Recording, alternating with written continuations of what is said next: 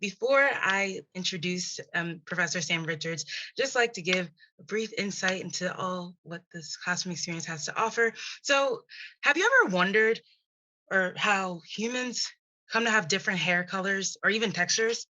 Have you ever wanted to say something to someone about their race and or even culture, but didn't know necessarily how to say it and in a way that wouldn't offend them?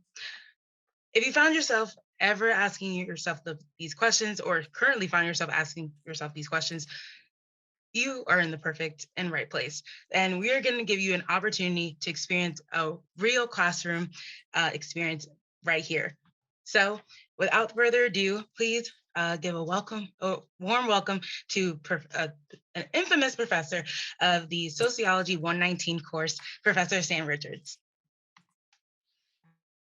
Thank you, Lyra, and thanks for the whole Achievers team, and thank you to the future Penn Staters who are here, because it's really one of my privileges. I've been doing a live classroom experience for Achievers cohorts for, gosh, I think almost 20 years now, and it absolutely is one of the favorite things that I do every semester. So it's really a lot of fun.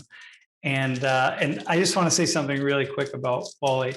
The one thing that stands out, and this is something that y'all can think about, is Wally never ever took his eyes off of the front of the room. It was in the way that you would imagine a quarterback would always be scanning the field. He was always looking at the front of the room. Not paying attention. He wasn't distracted. He wasn't, and I think, wow, it's just the way you want to see students. Hey, so here's what we're going to do. So I teach this class. If you maybe read a little bit about me, maybe you didn't get to it, I'll say a couple things. I came to Penn State 31 years ago almost, and I just started teaching this class called U.S. Race and Ethnic Relations. It is now called Race, Ethnicity, and Culture. And it is it's a big class. When I started teaching it, it was 150 students. And now this semester I have almost 1,000 who are enrolled in the class. And generally speaking, every semester it's in one of our large auditoriums here at Penn State. We live stream it. It's fascinating that students come into the class from all over the world. Students watch the live stream from all over the world. Every year we have someone from 200 different countries who are watching and participating. Just randomly, just random people who just discover it and find it. And the reason is because we're asking the questions, the questions that we all have that we want to know, just like Lyra said, like, how do we have different texture hair, different shades of skin, or one thing after another, right? How do different people just experience their own identity walking through the world, and what's it like to be an immigrant, and what's it like to be documented versus undocumented, one thing after another. And we never shy away from the questions that oftentimes we learn to not ask, the politically sensitive questions. So by the way, what I'd like to see is, as I'm talking here, I want you to be thinking about the question that you have always wanted to ask about race and culture, anywhere in the world, right? About anything, just put it out onto the stream, and we're going to try to answer it. We're going to do our best to answer it. Okay.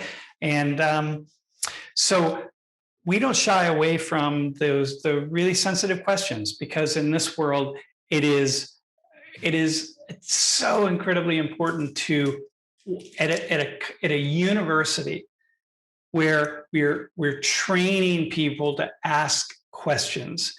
We believe in Social 19 that it's important to put any question out onto the table or into the room, and then we explore it. We disentangle it, we pull it apart, and we see what is out there, and we see what other people are thinking about things. So for example, tomorrow in class, a really fascinating class, we're going to talk about the Jewish experience in the world, and we're going to talk about anti-Semitism and the ways, and we're going to talk about World War II and the Holocaust, but anti-Semitism today and historically. And so I'll talk a little bit, but then we're going to bring 6 students in from different parts of the world. We have a student coming in from Russia, somebody from Afghanistan, somebody from Saudi Arabia, somebody from Germany, someone from Korea. And people are going to talk about their own experience of people of Jewish ancestry and what they learned and how they learned it. And so these are the kinds of things that we like to do in this class. Okay. And so let me just to get us started before the first question comes up. And again, think about that question you'd like to ask. And I'm going to share my screen and I'm going to show you a, hang on. Hold on. 1 second. There we are. Here we are, right there. So here's a question for you. What percentage of their DNA do these 2 people share? What do you imagine the answer is? And you can put it in the chat. It'd be really nice if we'd have somebody who wants to come on and answer the question, unmute your microphone, raise your hand, they'll unmute you, and then we can talk. Let's have a conversation. Okay, there's my first question to you. And let's see how we can do that. All right. All right, Professor Richards, we're going to have Miss Mariana Alvarez. You're unmuted now, Mariana. I'd say A, 99.99%. Yeah, Mariana, how do you get to A? On what basis do you say that? Well, I'm pretty sure I learned it in my AP Bio class that we share like a really significant amount, and that just by very little, you can be like a completely different thing. Yeah. So if you look at those 2 people, it's like nature in a certain sense is kind of a trickster, right? So if we look at them and we say, wow, they seem so different. But in fact, nature, the trickster, is what's so fascinating about it is that that a very tiny amount of a person's DNA admixture is connected to our external features. So human beings are really so much alike. We're so connected. We're so similar, but we have these very tiny percentage of our DNA that's linked to our external features, which are the very things that people see. So the ways in which we're all alike, the ways in which we're exactly the same, in fact, we're just kind of clones of one another, those are the things that we really can't see. And so nature is kind of tricking us in a way to imagine that we're really very different from one another, when in fact, we can basically say we're all the same. And for the most part, the ways in which we differ are fairly insignificant at this point in time, but that wasn't always the case. Mariana, anything else? That idea that nature is a trickster? See how it can trick us into focusing on our differences instead of our similarities? No, nothing else, I think. Yeah, it's kind of cool. Well, good for you that you learned that, by the way. Awesome. So here's another one. We have another question. We'll see if somebody can jump on and answer this one. All right. Who's not, of these 5 people, so somebody raise your hand, of these 5 people, who is not Asian? Which one? Get them carefully. First of all, where do you think they're from? And which one would not be considered Asian? Who wants to? All right, we have a couple questions actually from right. our attendees, Sam, and then I think Ms. Lyra Stubb is actually looking at the Q&A. So the first person is going to be Dominic. Dominic, you're on the air. Yeah, I think so. Which one's C? Yeah. Yeah, where do you think that guy's from? He's from India. You think he's from India? Yep. Yeah, he is from India, and India is part of Asia. Oh. We don't consider India part of Asia, but it is. Well, we do, but we don't think of India as part of Asia. Yep. India is considered the Asian subcontinent. All right. So So who else? Now you're on, Dominic. So who else do you think? Okay. He got 4 choices. I'm gonna go with E. Yo, you are right. Nice job. Where do you think she might be from? Yeah, I don't know.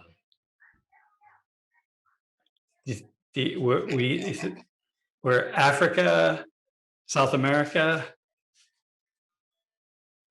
Yeah, she might be from Africa or something. Yeah, so she could be. There's a couple areas in Africa where I could imagine she's from, but she's actually from Ecuador. Oh, And so one of the thing that do you have any sense of why they look alike? Do you ever study that human migration?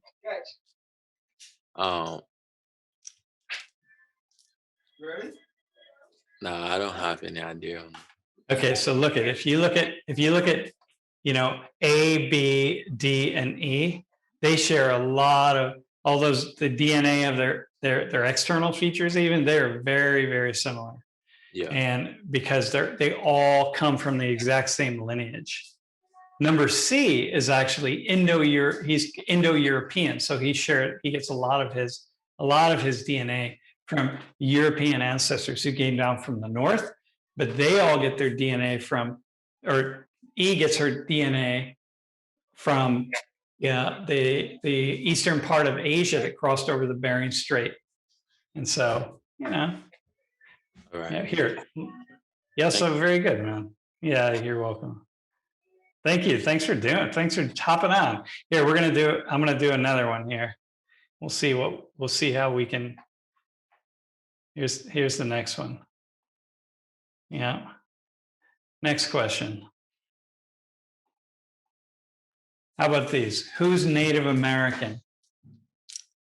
Who do you think? Look at these folks.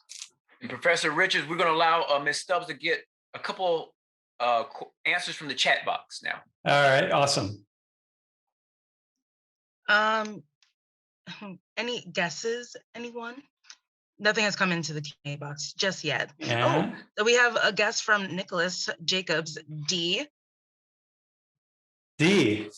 Mhm. Nope, it is not D. Yeah. Hey, so actually, it'd be interesting if someone can hop on, if someone wants to jump on. Yep. Also, because I have a question for them. Yep. If someone wants Mr. Richard, to. I have Mr. So I hope I pronounced this right. Sobamate. You're the air. It's Sobamate. I think that D is Native Yeah. American. Yeah. What makes you think If that? not D, then I don't know. Like, I think the clothes that they're wearing, it kind of stood out. I think that's the main thing. Okay. So let me ask you this: if they're not Native American, where do you think they're from? If not Native America, then probably South America. Except that they're all wearing really cold clothes. So these are all the keys. You got it. These are going to be the the things, the clues you want to look for. So they're wearing really warm clothing for cold climates, which could be. Where could they be in South America where it's really cold? Oh, I thought you were talking about D. How about for everyone else, I don't think they're from South America. Yeah. Everyone else. Where do you think? First off, let me tell you, D. Let me just say this: D is not Native American. All right. The one that's Native American is A. Those 3 people, they're Native American. All right. Now I'm going to tell you this. So these people share probably 99.99999%. They share 100% of their DNA actually. Where are the other ones from if they're not Native American? You have any idea? This is a really hard question, by the way. Probably like somewhere. Well, obviously somewhere cold. Maybe like. I don't know the actual like proper term for them. I don't want to like be offensive or anything, but or like the north Yeah. So part of the world. yeah. All right. Very cool. Yep. So the issue with them is that they're from Siberia, and so when you think about here, hang on, I'm going to show you a map here real fast. And okay, here we go. Hang on. All right. So let me show you this. I can't believe I didn't. This is pretty cool. Nice job. So here's the thing. This is the map of human migration. Okay. We know at some level that human beings first, Homo sapiens really emerged right in this part of Africa, the Nilotic region, and traveled around. Okay. And eventually came up here. You see this area right here? This is the Bering Strait. So these three of those people are actually from Siberia, from this side of this Bering Strait, but somebody in their group, some peoples crossed over and they became Native Americans. So right on this side are Native Americans. Right on this side are Asians. So even though they're the same, it's just a matter of, where human beings come in, right? So what makes somebody, let me ask you this, what makes somebody Native American? If their descendants crossed the Bering Strait over into America. Dude, that's it. American and is what's the, yeah, that's it. That's all it is right there. Yep. And if they didn't stop, if they stopped on the other side of the Bering Strait, then they're Asian, they're Siberian. So you just see how these things are very fluid, and it's really a matter of how we think about it. So by the way, how do you pronounce your name? Sobo Ma Te. I just go by Sobo. And Sobo, where's your ancestry from? Africa. My family's from Nigeria. From Nigeria? West Africa. Yeah. And what culture? What's your ethnicity in Nigeria? Ijo. That's our tribe. Mm-hmm. Mm-hmm.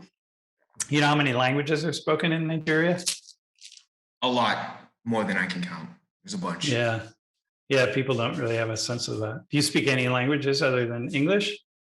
I kind of know a little bit of my language, but like not too much. Yeah. Like a few phrases. That's all.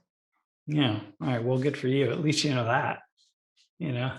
Yeah, very cool. Well, good luck and hope you come to Penn State. If you come to Penn State, take my class for sure. All right. Yeah, awesome. Hey, somebody else want to hop on? I have another question. And yeah, I just have one random one. And so if someone can hop on and I'll show it to you. You want to ask the question? Okay, I think I have someone has raised their hand. Bear with me. I'm looking for There we go. Okay, so Tristan, I know Tristan has their hand up for a while. So Tristan, you're on with Professor Richards. Tristan, how are you? I'm well. You're gonna have to turn your mic up a little or speak up. Sorry, can you hear me now? Yeah, just speak really loudly. All right. Okay, sorry. There you are. Ah, there you are. Now we're killing it. Hey, can you see the screen now? Can you answer that question? I think it is either C or D. C or D? Yeah, why do you say that? What leads you to that?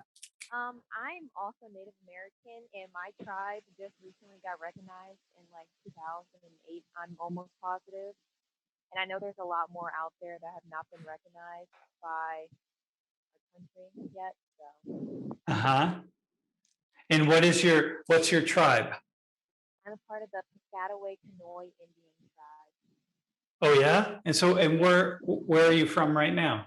I live in Maryland, and I live in Clinton, so it's still Prince George's County, but it's considered Southern Maryland. Yeah, very cool. Well, so listen, so the answer is D, 573 that are federally recognized. And most people, this is just in North America, this is just in the United States, right? So this is not in South America and Central America, right? And it's interesting that, we don't very few people know that. So I will tell you that when I ask this question in class to 700 or 800 students, there are probably only about 10 students in the class that will ever give an answer above about 300. Right. So congratulations to you. Yeah. And do you know anything about your tribe? Like, what do you know about the history? Have you studied it? Not much because my family and well, my grandmother, she's all into history and family trees and such, and she just found this out recently. Yeah. We haven't had much time to figure out, but ever since like COVID happened, we haven't been able to like go to any meetings, but my mom and I were discussing, sometime in the future going to one of the meetings just, to hear what they have to say.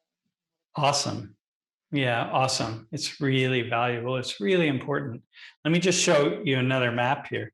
This is a map of the total population of. Do you know? Is it more correct to say Native American or American Indian? I always say Native American. Yeah. I really don't say American Indian because some people might think I am talking about like somebody that is from or somebody that's family is from India and they are now in America. So I just say Native American. Yeah, so this is actually pretty complicated. I know, same here. I always say that, but increasingly the indigenous populations, right? So are saying that they're preferring American Indian versus Native American, which is kind of interesting, right? So increasingly it's like this political thing, right? That increasingly we're finding that especially young people who have a more activist orientation are starting to say American Indian. But if you look at this map here, though, you see these are locations of tribes, about 2 million American Indians. You see how many are in Alaska up here. Yeah. So awesome. Thanks for joining. Good luck. Are you coming to Penn State? I'm still deciding, but this class is making me lean a little bit more towards Penn State. Well, if you do come, make sure you take the class. It's a good class to take your freshman year too, because you meet lots and lots of people. So, yeah. Professor Richards, quick question. What is the class again? Everyone's asking. Yeah, it's Social 119, Sociology 119. It's called Race, Ethnicity, and Culture. But you can watch it online every Tuesday, Thursday. It's different. Right now we're in COVID world, and so we're live streaming. I live stream in front of a green screen. It's very different. We bring students in, but when we're in the classroom, it is there's a trailer that we sent out, but it's this big auditorium and students come down to the front and we do lots of activities and case studies, and students volunteer. They take the microphones and we talk and we have conversations. It's really, really fascinating. And we never shy away from something that is controversial, because the most interesting things to talk about in the world are the controversial ones. So do we have another volunteer? Anybody who wants to just raise their hand and hop on? All right. All righty. I see Miss Bennett, or I'm sorry, Naja Bennett. They had their hand raised for a couple of times, so I'm going to. All righty, Naja. Hello. Naja, how are you? I'm fine. How are you? I am doing awesome. And every time I'm talking to achievers, I'm doing awesome. Hey, take a look at that question on the screen. What do you think the answer is? This is interesting because it seems like for the picture, I don't know if it's black and white, they could have darker skin. Then again, I know there are dark skins in South America, Asia, and Africa as well, even Europe. Mm-hmm. But these folks, but they've lived there for 30,000 years, so that's big. Oh my gosh. Yeah. I'm not sure. Would it be? What do you think the answer is in Africa? Yeah. Okay. I wouldn't be asking the question. Would it be B? It's not Europe either, because there are no darkly pigmented people in Europe 30,000 years ago? Would it be B? It's B. Yeah, they are Asian Pacific Islanders. So here, look at this. Okay. So they're from Papua New Guinea. So here, look at this. The people in the world with the most darkly pigmented skin, for the most part, are not in Africa. They're here in Southern Asia, because for whatever reason, as people crossed out of Asia, especially on the Indian subcontinent, in South and Sri Lanka, Bangladesh, as people crossed out, people never left and didn't merge, didn't really mix their DNA admixture with other groups. And so those with really dark skin, their skin stayed really darkly pigmented. So these people here, these two people are from right in here and sustain that really dark skin. So, and with the white hair, which is really fascinating, right? That really light colored hair. See, if you notice the young boy, he has light colored hair. So it's tightly coiled. But so you could look at him and say, well, he's an old man, his hair got gray. No, that's his color. That's the young boy's color too. See how fascinating things are? What do you think about that? I find it really cool. I'm interested in this type of subject, and I love how, like, when a lot of people think, for example, I am Black, but though I am mainly Jamaican and Cuban, a lot of my family, they have like different traits. Like my grandma, she has gray eyes, but she's very dark. And my other cousin, she has blonde hair, and it's when people think of someone that's Black, they really don't think of having blonde hair or anything. So where do you think she got her blonde hair? I'm not sure. I'm not sure to explain it. We look at her and we don't really question it, but we're possibly thinking maybe Europe or even another part of Africa. Yeah, well, do you think? Oh, go ahead. Keep going. But you can go. Do you think she got it from her Jamaican side or a Cuban side? I don't know. I'm thinking Jamaica. I know there's a lot of history on Jamaican island as well. Like we have Asia, we have Europe, we just have a lot going on that island. So she could really get it from either side. So if she got it from her Jamaican side, she got her blonde hair. That's her connection to Europe, right? So Jamaica doesn't have a long connection to Europe going back many, many years. Okay. So not in the same way that Cuba did. Cuba was really dominated, had very strong European presence. So we have lots of white people in Cuba. And meaning that, because Latin America is made up of Africans, Europeans, and Indians, indigenous peoples. And so the blonde is probably coming from that If I had to guess, I'd say it's coming from a Cuban side. But you'd have to take a DNA test to say. Yeah. There is a European presence in Jamaica, but it's not as strong. And it's only more recent. It's pretty cool, right? That is very cool. Now I know something about her she doesn't. Yeah. Listen, I don't know that, but if I could see her, I could, you'd have a really better way of seeing it, right? Because like we study faces, and I'm really fascinated by faces. And so, for me, here, I'm just going to show you this one here. Unless if somebody else wants to come on too, you can bring somebody else on. Lyra and Easy, if you want, we can. Otherwise, alrighty. I see Serena Gomez. Do you want me to bring on more than two people? Yeah, that's fine. That's good. All right, I'm going to bring. Hold on, I just lost them. Bear with me. I have a bunch of raise their hands. Okay, hold on, Professor Richards. I'm bringing Serena, Rabiat, Luis, Indriel, and one more. All right. That's enough? Okay. That's good. That's good. So listen, one of you, what do you think? So look at these faces here. Who do you think? Who's Peruvian? Who's Chinese? Who's Native American?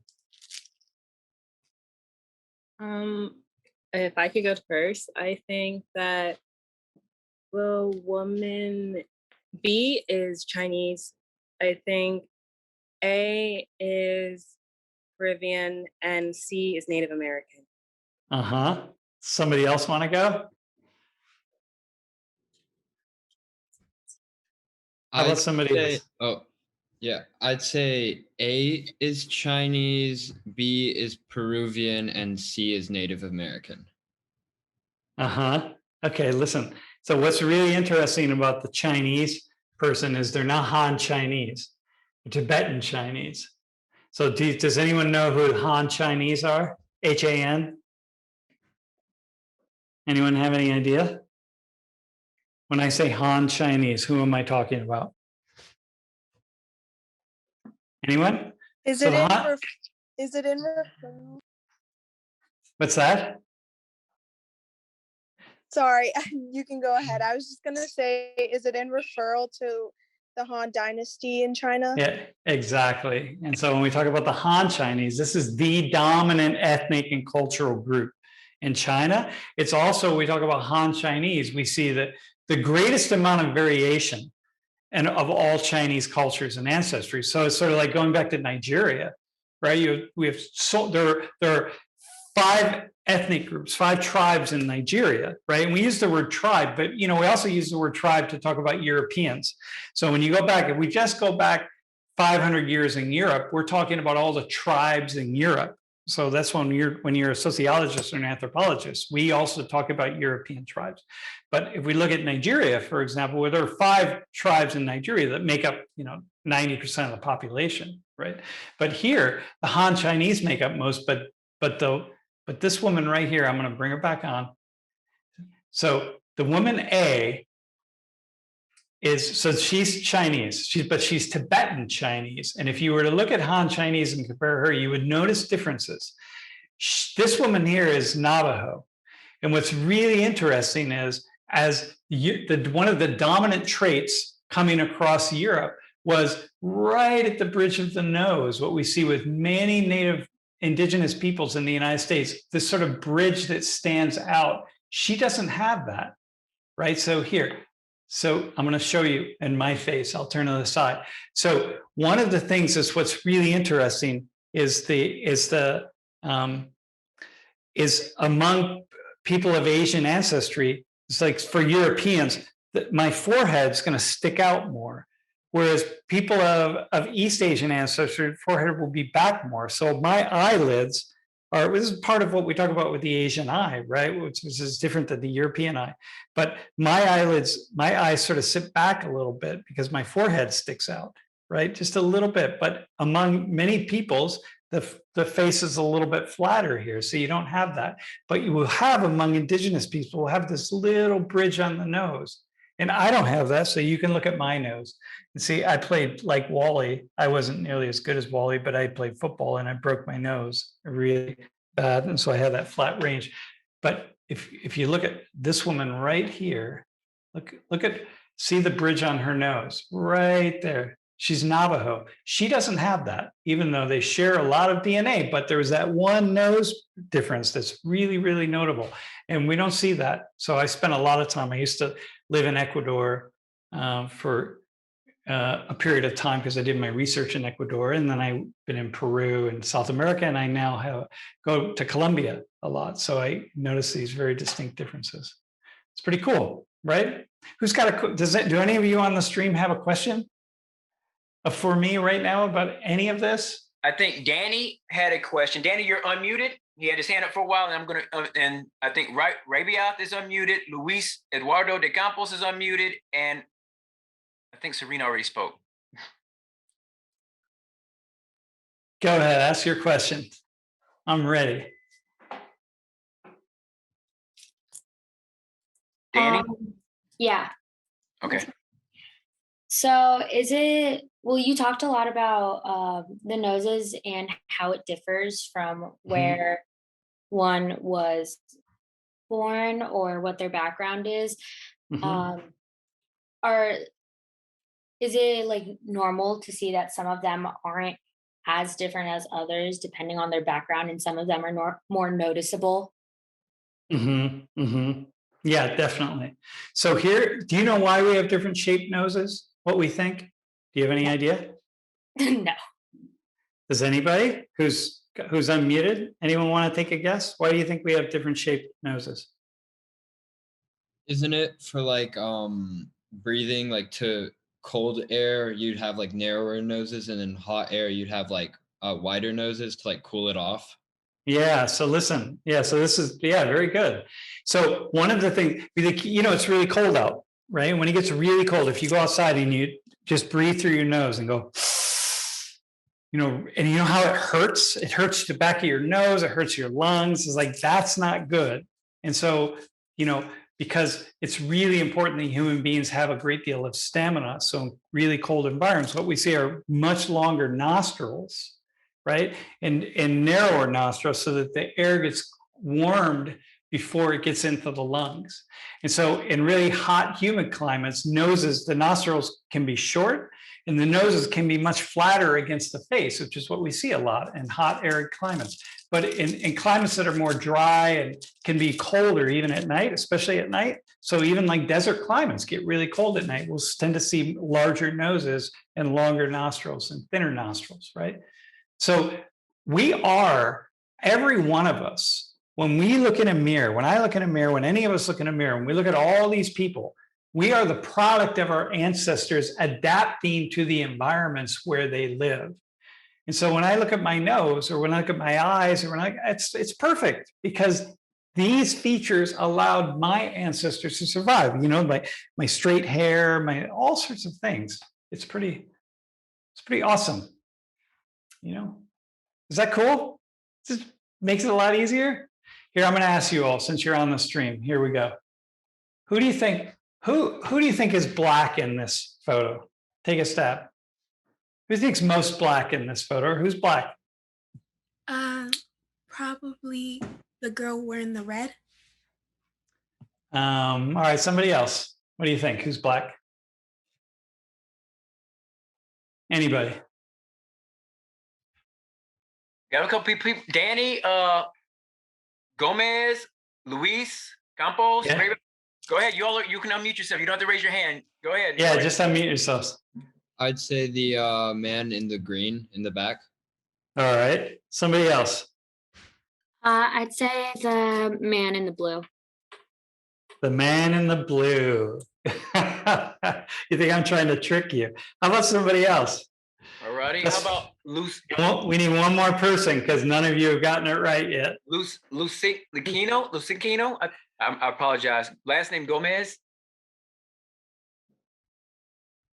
Maybe Gomez not there. Okay, you're on, Gomez. The question was who's black, right? Yeah, who's black? Yeah, I would say the lady in the red. Yeah, okay. Well, listen, man, none of you got it. The only one who we know is black is this woman in the yellow. Her father's black, her mother's white. And her father's black. His father's about the complexion of the guy in the green. Okay, so he's not really, really light skinned. The next one that we know has sub-Saharan African blood, right? So this is Kinked, is the guy in the blue. He's actually Ashkenazi Jewish. And Ashkenazi Jews have the most complex DNA of any group in the world because of the endless amount of movement. This woman right here, she's actually from the United Arab Emirates, and she traces her ancestry back actually to the Emirates. So she's not like Indian who migrated there. This guy at the top, he's actually from India. So he would be considered Asian. She'd be considered Near East Asian. His family traced it to Europe, but nonetheless, I know because we did a DNA test on him, he has African blood, and I know she has African blood. It's pretty cool, right? Like, we never know who people are until we really sit down and look at them.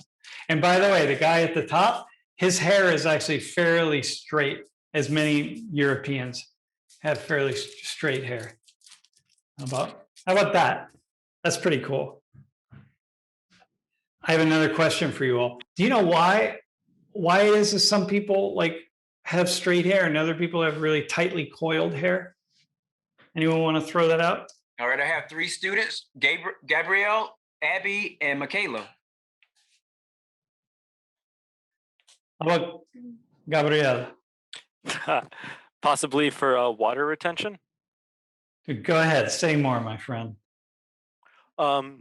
Generally, if there's more sweat, it's going to be better retained by, I think, more tightly coiled hair, and like looser hair is just going to, if you're in hotter environments, it's more important to like have it be more tightly coiled. That's more of a guess Okay. than anything else. Okay, awesome. You can keep your mic unmuted. How about Rabiath? How about, do you want to I have a question for you. You can unmute. Is it, what is more correct, coiled or kinked? Probably coil. How so? Because our natural hair, if you were to look at it closely, it's not actually kinked and tangled together. They're tight coils that are really close, tightly packed next to each other. And some hair is kinked though, right? Like when you when you go to like 3A or 3B hair or something like that. But yep. So do you know how about your hair? Do you know the diagram? Yeah, my hair is a 4C. 4C? Yes. Yeah. Do you know who the person is who made that, who came up with that categorization? No. So he's a guy that was actually a hairstylist for Oprah Winfrey. Now your generation doesn't know a lot about Oprah Winfrey, but your parents do. And he actually didn't have a 4C. He had a 4A and a 4B. And later on, people started to say, wait a minute, 4A and 4B isn't enough. So we got to add another one on. And now people are starting to talk about 4D because everybody wants to go as far as they can. Okay, do you want to go back to the I don't know who, was it Adam was the other guy? Like how it is some hair is coiled. Do you have anything to add to that? He said water retention. I believe that was Gabriel. Gabriel said water retention. Anyone else want to put something else out there? Michaela? Is it something that has to do with heat? Go ahead. Awesome. I guess, I don't know, just a lot of people with curly hair live in hotter areas. Yeah. So, like, I have curly hair, but I live in America, so it doesn't really matter. But does it help with cooling down the head? Yeah. Okay. Awesome. How would it do that? Like, what would be the mechanism by which it would do that?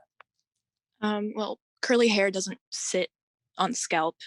It's just Okay. out, so. Hey, by the way, so you are referring to your hair as curly hair. So do you have curly hair or do you have coiled hair? Coiled. Okay. All right. Because those are different, right? Those of us who, in the world of hair, when we're thinking about hair, the words really matter when we can't see somebody, right? So so here's the idea.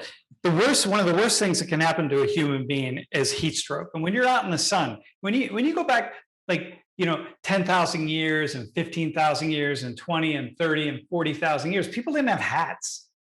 So if you're out in the sun and you're going to be away from protection from the sun, you run a risk of getting your head getting too hot. Then you have a heat stroke.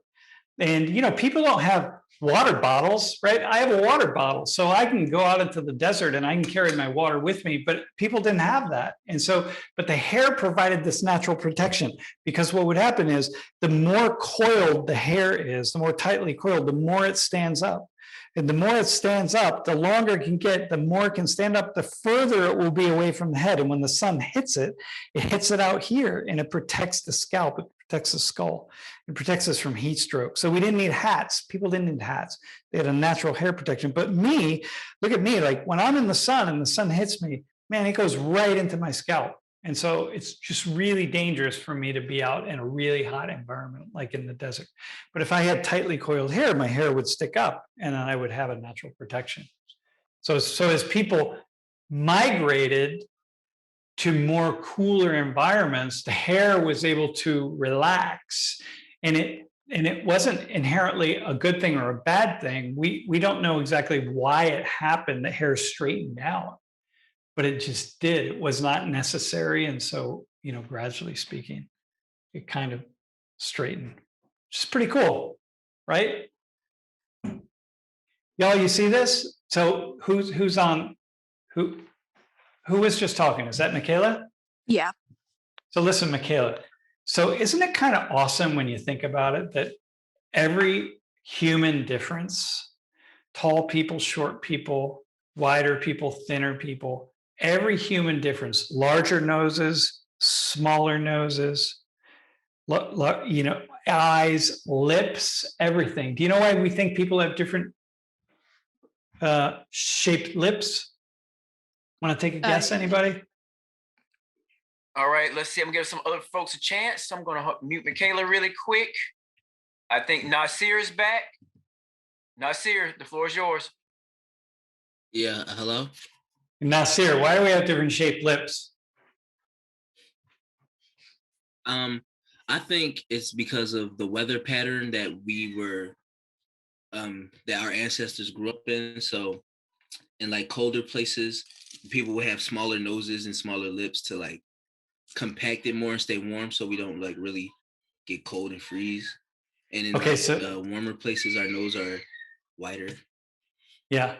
Okay. So in warmer places, for sure, like lips, we lose a lot of our, how do I say, a lot of moisture from our lips.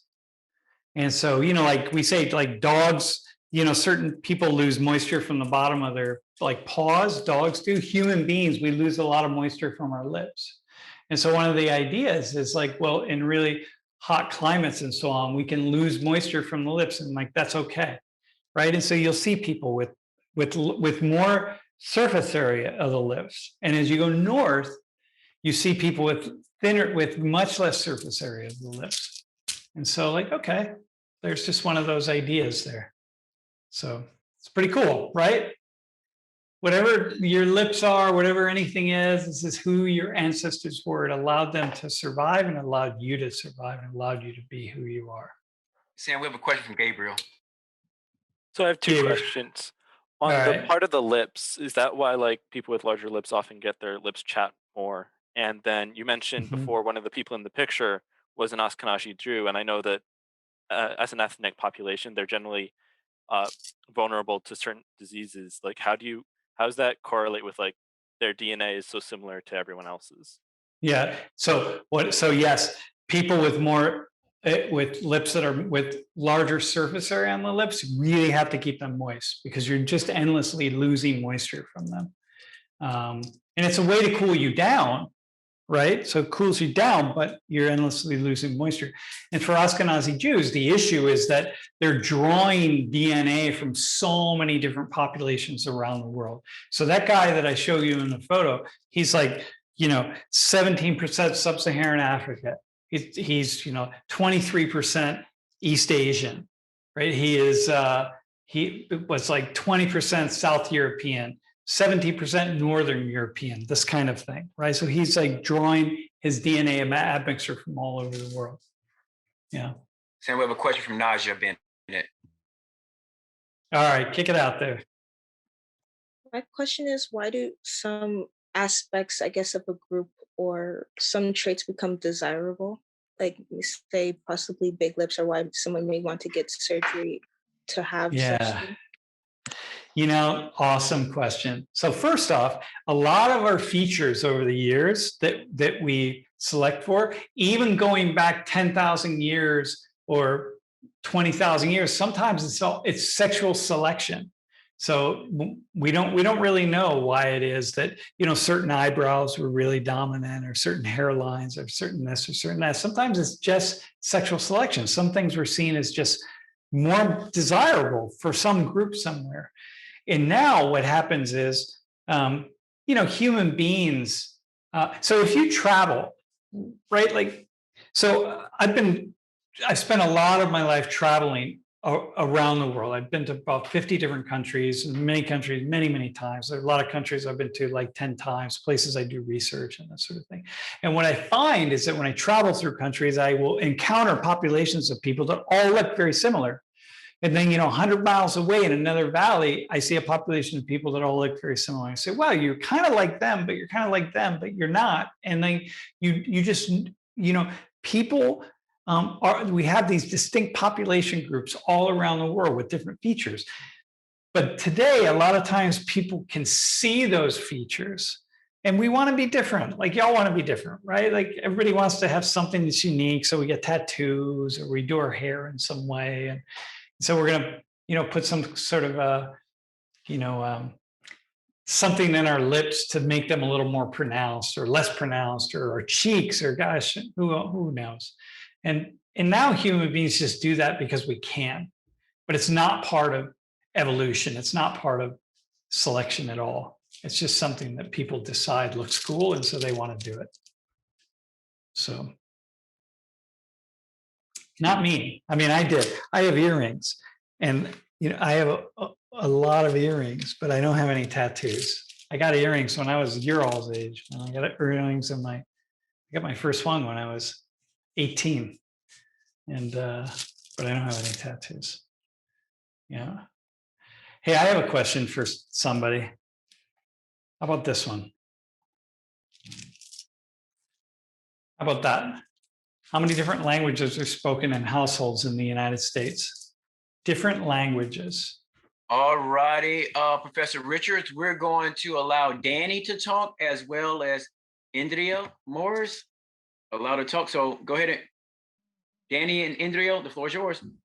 I think C or D.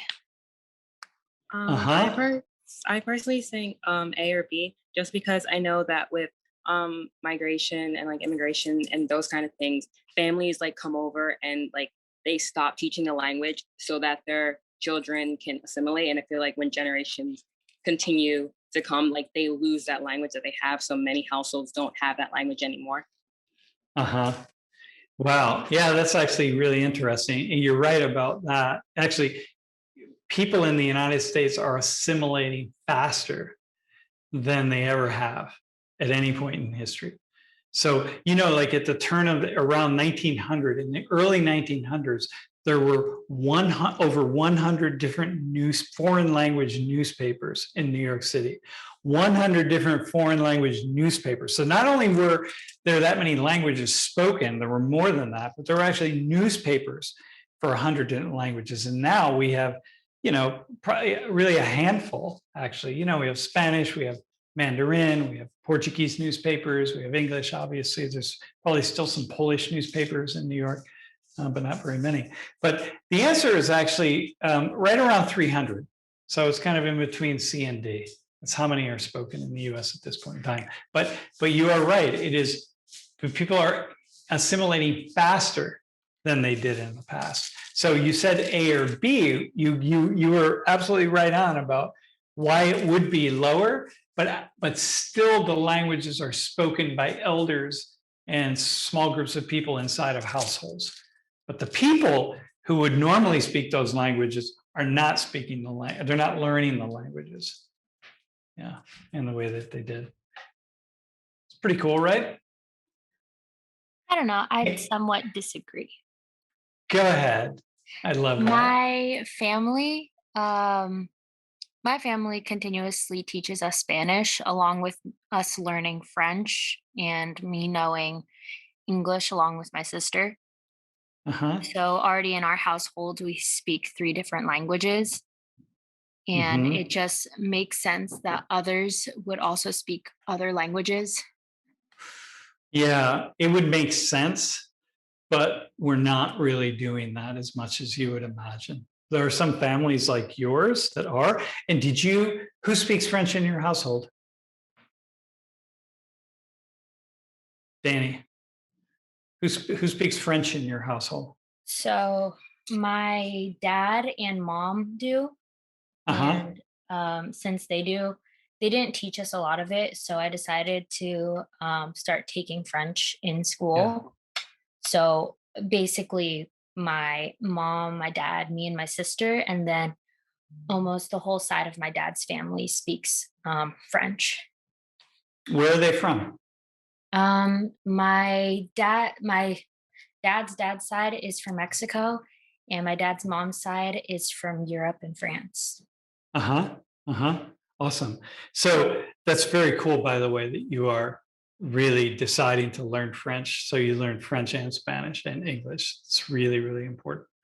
But a lot of people don't want to do that. A lot of people, unlike you, who are saying, hey, I want to go learn this language. I want to make sure, why shouldn't I take this opportunity to learn another language? Far more people are saying, or increasing, they're saying like, I don't want to do that. I don't want to stand out. I don't want to, yeah. So it's probably unfortunate, but you know, yeah. Anybody else? Anyone else have any? Who's got a question that you'd We like have to ask? J.D. Leon 1 that hasn't spoken yet. J.D. Leon 1, you're unmuted. You're with Professor Sam Richards. JD. J.D. Leon 1.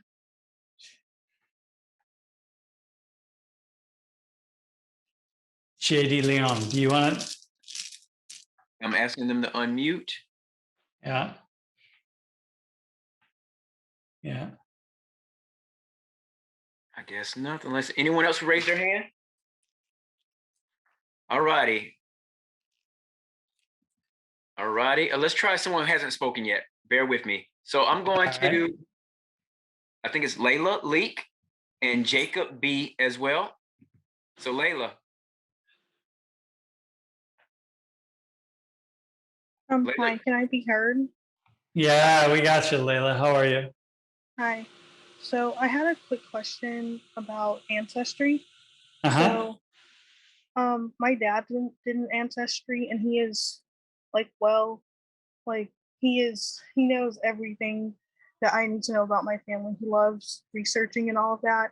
And so I wanted to know, when he did his ancestry, what popped up was we were 1% Italian and German and French and all of that. And I wanted to know how is it possible that like it's been like 5 or 6 generations for like from my one white ancestor who was a slave owner, unfortunately, and I just wanted to know how it was able to stay in our DNA for all that time. Well, those DNA markers, you'll have some markers that are going to stay forever, and they may not come out. They may be markers that we've not identified and isolated and selected that we could find, but you're going to have you will have DNA markers in your admixture that will go back 20 generations. Again, we may not find them because you understand, like if we say, hey, you're 1% Italian, what that means is we have to isolate markers that are, this DNA testing is called biogeographical ancestry testing. So we have to go to Italy. We have to isolate markers that are in populations in Italy that have never left Italy for 30 generations, right? And so now we know if you have these markers, if we could test anybody anywhere in the world and we find these markers, let's say we isolate 80 of them, right? Then we know that you could only have gotten these from Italy. You couldn't have gotten them from anywhere else. And so over time, what will happen is, you have kids and then your kids have kids and so on and so forth. Slowly those markers, let's say we start with 80, I don't know, 8 generations ago. And slowly we start to lose them. And maybe in the future, there's only 2 of them, but still they're going to stay there. So that's how that works. It's pretty cool. And sometimes you say you're like 1% European. Well, the rest of it was 12 to 20% Irish, Scottish, and Wales, and only my dad did it. And my mom told me that, like her great aunt was Cherokee Native American. So I haven't done one myself, but I only know my dad's ancestry. Like all. Okay, so listen, since your dad's really into ancestry, tell him this, right? So we did some research on people of African ancestry who identify as Black, who in their families, they say they have Cherokee, they have Native American ancestry, and in particular Cherokee. Okay, so we did some research on this. We asked people what they were, and those that said they were Native American, we said, okay, let's give you this test here and let's see if you had Native American blood. And about 1 out of 9 actually had American Indian ancestry. The other 8 out of 9 had white ancestry. And those who said their family said that they had Cherokee were the ones who were least likely to have American Indian ancestry. I'm just saying that. It's one of those things. Why do you think that might be? That Black people who think they have Native American blood actually have white blood? Not sure. How about Jacob D? Wait, hang on though. I want to stay with Layla really fast. You are sure because you said it when you first said, yep. Oh, is it because of slavery then?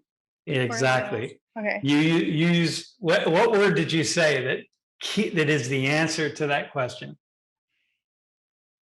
Do you remember how you said it? Remember what you said? Did I say like slave owners? Yeah, but you used the word unfortunately. Unfortunately, yeah. Yeah, because you don't want that. It would just feel better if you had Native American ancestry, because it's a legacy that people don't want. And so in the Black community, many Black families turn the story to say, hey, we have American Indian ancestry. That's why I have lighter skin or straighter hair or whatever the case is, right? Because we have American Indian ancestry, not white ancestry. So lots of families feel that. They feel the burden of that. Yeah. Anyway, do an ancestry test and see where that comes up if it truly is American Indian. All right, I definitely will. Yeah. All right. Do we have somebody else? Hey, thanks, Layla. Thanks for. I actually had a question. Go ahead. So, Professor Richards, I saw on from what I see on the camera, I think it's on your left hand, you were holding beads. I just wanted to know what the significance of that was. The beads. Yeah. Anyone recognize them? Question. Yeah, nice question. I was gonna ask, are those prayer beads that you have there? These are actually, my friend brought me these from Iraq, my Iraqi friend. And these are Muslim prayer beads. And I always have beads. I've always, when I'm teaching, I always have prayer beads. So I have, here, I'll show you some other ones I have. These are really special beads, by the way. This is actually the nut, the seed of a nut. They're really nice. These are actually from Egypt, and they have little bits of silver in them. See that? It's really nice. These are very special. Yeah, these are cool. So I'm always have prayer beads. They keep me centered. Yeah. Thank you so much. Yeah, you're welcome. How much time do we have, Easy and team? Are we at the end here, or do you want to take another question? Richards, we are at the end, so I'm going to pass it to my lovely co-host, Miss Lyra Stubbs, to thank you and then get us prepared for the next session. Lyra? Yes, thank you so much, Professor Sam Richards. You actually got a comment saying that this was one of the best, from a student saying this is one of the best professors they've seen as a high school student. So yeah, well, that's awesome. I feel honored. And just know, if you come up here, absolutely take my class. You can watch my class right now. You can watch it tomorrow. It's going to be really interesting. 3 p.m. All right. Thank you so much.